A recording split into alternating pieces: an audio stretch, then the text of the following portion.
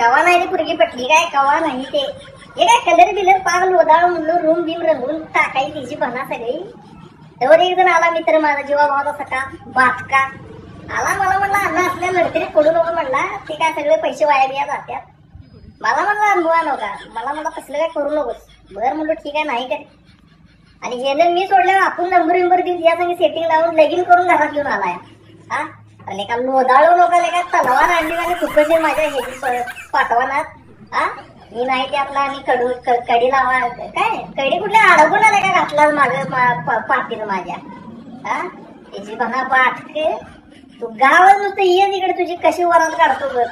होय होय घोडी बिडी मला आणून ठेवली घोड्याला खांद्या घेऊन नाचणार होतो मी का तर बोकडाला झाले आणि लगीन ठरले माझं म्हणून.